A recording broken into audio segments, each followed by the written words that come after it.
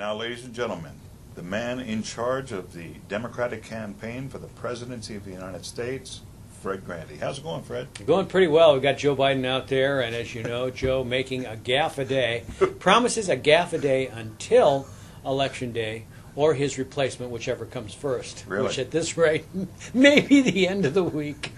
We are actually getting emails now that say, maybe Biden should step down. Maybe Hillary should replace him. That would be the biggest gaffe of all. All right, but if you were in charge of the DNC right now, what would you be saying behind the scenes to Joe Biden and Barack Obama? I would be going to Obama first. I think Obama is making all kinds of bad mistakes. I mean, and it's not just lipstick on a pig either. I mean, first of all, I think he should have done those town meetings with McCain because he'd get a chance to refute this, and McCain wouldn't be out gallivanting around with Palin. Two, he's got to answer for why he didn't take the federal funds the way McCain has, because now he's got to divide his time between raising money, answering McCain questions, and finding what other else time, and he's got no issues. I mean, who would have believed that a guy with this much hype and this much advance notice and this much rapport, if not adoration from the media, would be cratering like this, right? And by contrast, sitting to my left right now, Brian Neiman, the man in charge of the Republican National Committee and the campaign of John McCain. Yeah. How's it going, Brian? It's going pretty well right now. Hopefully there aren't any nude pictures of Sarah Palin out there, and hopefully John McCain... Well, there's always Photoshop.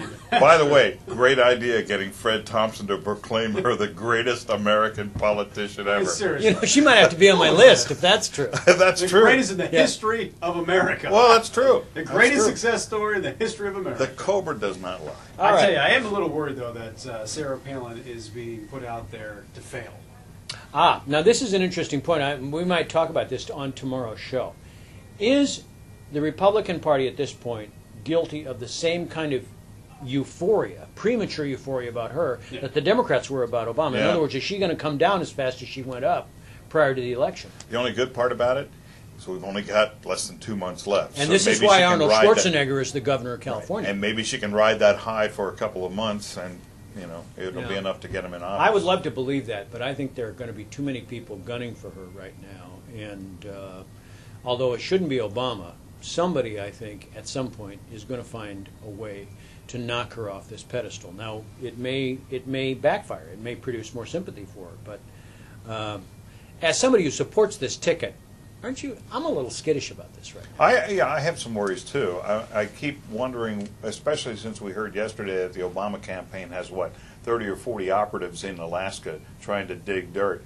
I'm just wondering if they are going to come up with something that may backfire on 30 her. or 40 operatives. That would represent what? 1% of the population? Yeah, that's right. In Alaska, what is that? A state of how many? Well, about 600,000, I guess, 600,000 or 700,000. Yeah. You know, it's interesting though. How come nobody was tearing into Howard Dean when he was a candidate for president as a governor of a state that is proportionally smaller in area and about in population? Because he's a Democrat. Oh, okay. Or how about Joe Biden? I mean, he's a senator from Delaware. Delaware, there can't be that many people live in Delaware. It's a small state. Delaware, the worst state. Oh no, first state. Is that what it says on the tag? We were in Delaware. Wouldn't it be funny? Have a tag that says the worst state. Oh, well. Joe Biden, a gaffe a day. A gaffe a day until gas goes below $3 a gallon. That's right. That's what we promise. That's right. And in honor of Joe Biden's gaffe, I will try and find the correct show tune for every gaffe that he makes. Hey, everybody! That's my promise to you. Everybody, stand up for Joe Biden. Stand up for Joe. Stand up for Joe. Oh, God love you. God love you, Joe. God love you. Sorry. Bye now.